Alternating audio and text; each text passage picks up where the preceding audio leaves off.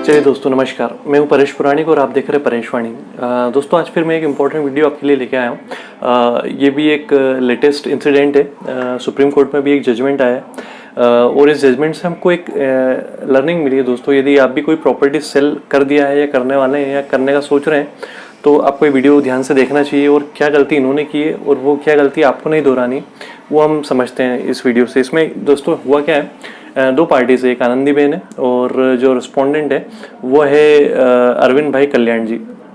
अभी गुजरात का मैटर है दोस्तों। हुआ क्या है, 2009 में एक किसान है वहाँ पे गुजरात के एक गाँव के, उनके पास टोटल 8,700 स्क्वायर मीटर की एग्रीकल्चर लैंड है, खेती की ज़मीन है, जिसको वो बेचने का सोचते हैं क्योंकि उनको कुछ पैसे की रिक्वायरमेंट रहती है। अब ये ज़मीन जो है दोस्तों रेस्ट्रिक्टिव टेन्योर के अंतर्गत आती है, तो इस ज़मीन को बेचने से पहले आपको वहाँ के कलेक्टर की परमिशन लेनी पड़ती है। तो ये जो किसान थे इन्होंने बाकायदा कलेक्टर से परमिशन ली और इस ज़मीन का सौदा कर दिया।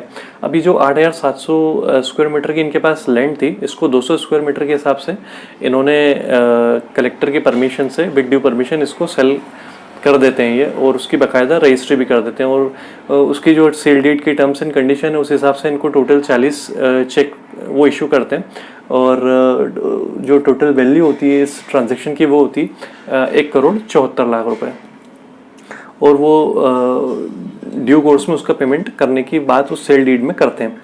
अब इन्होंने तो ये ज़मीन बेच दी उस पार्टी को 2.25 करोड़ रुपए में 2009 में। अब 2012 में क्या होता है कि वो पार्टी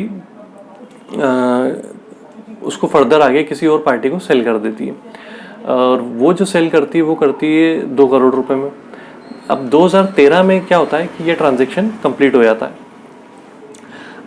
अब 2015 में ये जो पार्टी है जिसकी एक्चुअल में लैंड थी वो एक सूट फाइल करता है कोर्ट में कि चूंकि मेरे को जो 1,75,00,000 रुपए का मेरा पेमेंट बनता है उसमें से, जिसके लिए इन्होंने मुझे 36 चेक्स इशू किए थे, उसमें से मुझे सिर्फ 10 चेक्स जो हैं उसी का पेमेंट हुआ और बचे हुए जो चेक्स हैं वो सारे बोगस हैं और वो बाउंस हो गए और मुझे उसका पेमेंट नहीं मिला। तो मैं चाहता हूँ कि ये जो ट्रांजैक्शन इन्होंने किया है फर्दर दूसरी पार्टी को सेल करने का, इसको इनइफेक्टिव और वॉइड करार दे दिया जाए, इलीगल करार दे दिया जाए, क्योंकि मुझे ही जो है मेरा पेमेंट नहीं मिला है तो ये फर्दर आगे किसी और को सेल कैसे कर सकते हैं। अब ये केस में मुकदमा दायर करते हैं, केस लड़ते हैं और जो डिसीजन है वो इनके फेवर में नहीं जाता है, वो रिजेक्ट हो जाता है। वो इस बेसिस पे क्योंकि ये जो है ये केस फाइल करते हैं 2015 में और इन्होंने एक्चुअल में लैंड सेल करी थी 2009 में, यानी टोटल 5.5 साल बाद। तो कोर्ट में जो है ये केस डिसमिस हो जाता है इस ग्राउंड के ऊपर कि ये टाइम बार्ड है। टाइम बार्ड इसलिए क्योंकि एज पर लॉ जो है आपको 3 साल के अंदर आपको यदि कोई भी ऑब्जेक्शन है तो वो फाइल करने के लिए आपके पास 3 साल का समय होता है। यदि आप 3 साल में कोई ऑब्जेक्शन नहीं रेज करते हैं तो वो टाइम बार हो जाता है और फिर वो मेंटेनेबल नहीं होता है। तो डिसीजन जो है इनके अगेंस्ट में जाता है। तो चूंकि ये एग्रीव्ड होते हैं कोर्ट के इस ऑर्डर से, तो ये हाई कोर्ट में अहमदाबाद में अपील करते हैं और वहाँ पर भी ये जो है सेम ग्राउंड के ऊपर इनका केस जो है वो डिसमिस हो जाता है। तो अब ये फर्दर जो है इसको चैलेंज करते हैं सुप्रीम कोर्ट के अंदर कि मुझे जो है 1,74,00,000 रुपए का पेमेंट रिसीव नहीं हुआ है, तो इसलिए इस ट्रांजैक्शन को जो इन्होंने आगे फर्दर सेल किया है इसको वॉइड और इनफेक्टिव और इलीगल करार दिया जाए क्योंकि मुझे मेरा पेमेंट नहीं मिला है।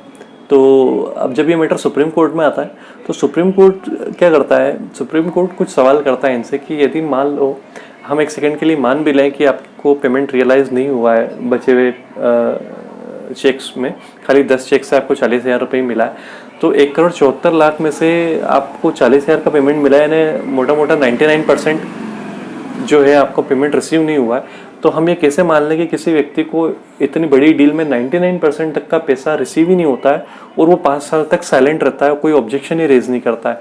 ये बात सुप्रीम कोर्ट के गले नहीं उतरती और वो किसी भी सामान्य बुद्धि का व्यक्ति जो है उसके भी गले नहीं उतरेगी कि यदि आपको जो है 2.25 करोड़ रुपए मोटा मोटा किसी से लेना है और आपको उसमें से 40,000 ही मिले और आप 5 साल तक चुप बैठे कि आपको बचाव पेमेंट नहीं मिला है, फिर भी आप कोई एक्शन नहीं लेते हैं, इसके अगेंस्ट में कोई नोटिस इशू नहीं करते हैं, कहीं कोई FIR नहीं करते हैं, तो ये मानना ही नहीं जा सकता कि आपको पेमेंट नहीं मिला है।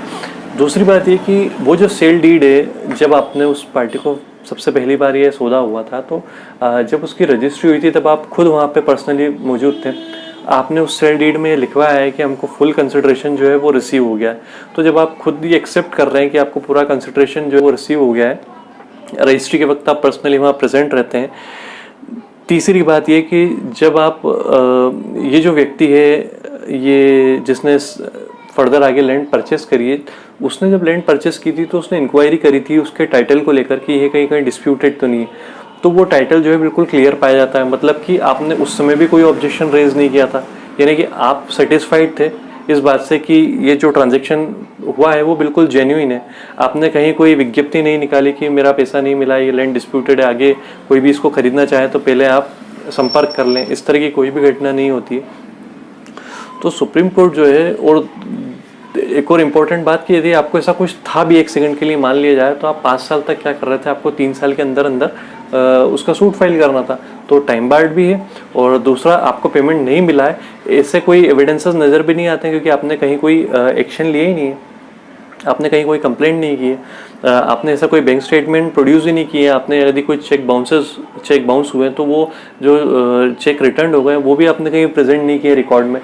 और ये जो आपने सुप्रीम कोर्ट में अपील फाइल की है, इसमें ड्राफ्टिंग में भी आपने इसको मेलाफाइडली इस तरीके से ड्राफ्ट किया है कि ये जो पीरियड ऑफ लिमिटेशन है इसका इशू ही राइज नहीं हो।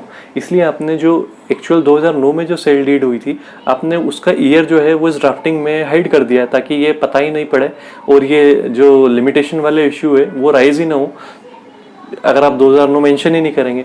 तो कोर्ट का ये कहना है कि ये बहुत चतुराई से और मेलाफाइड इंटेंशन से आपने ड्राफ्टिंग की है, और आप भी जानते हैं कि ये मेंटेनेबल नहीं है। तो ये सिर्फ कोर्ट का समय बर्बाद करने के लिए ये फाइल किया गया है। और सुप्रीम कोर्ट ने भी, जो लोअर कोर्ट ने और हाई कोर्ट ने जो ऑर्डर पास किया था, सुप्रीम कोर्ट उसको मेंटेन करती है और इनकी अपील को डिसमिस कर देती है। तो दोस्तों, इस केस से जो आपको सीखने की बात है वो ये कि यदि आप इस तरह का कोई ट्रांजैक्शन करते हैं तो सबसे पहली बात कि ये जो पीरियड ऑफ लिमिटेशन है 3 साल का, इसको आपको ध्यान रखने की ज़रूरत है। और ये जो 3 साल है काउंट होंगे on the date of accrue, first accrue, जो लैंग्वेज यूज़ की गई है लॉ के अंदर।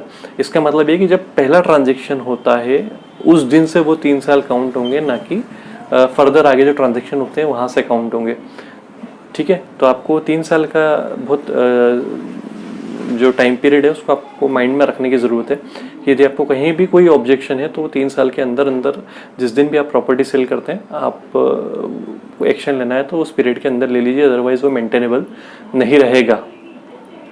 ठीक है, तो ये जस्टिस इंदु मल्होत्रा ने ये जजमेंट पास किया सुप्रीम कोर्ट में, अभी रिसेंट है, बिल्कुल 9 जुलाई को पास किया गया है। और इन्होंने इसमें जो रेफरेंस यूज़ किया था वो किया था राघवेंद्र सिंह वर्सेस राम प्रसन्ना सिंह जो केस है, इस केस के जजमेंट को बेस बनाते हुए सुप्रीम कोर्ट ने ये ऑर्डर पास किया है और उनकी अपील को डिसमिस कर दिया है। तो उम्मीद करता हूँ दोस्तों आपको ये वीडियो आपके लिए भी हेल्पफुल रहा होगा।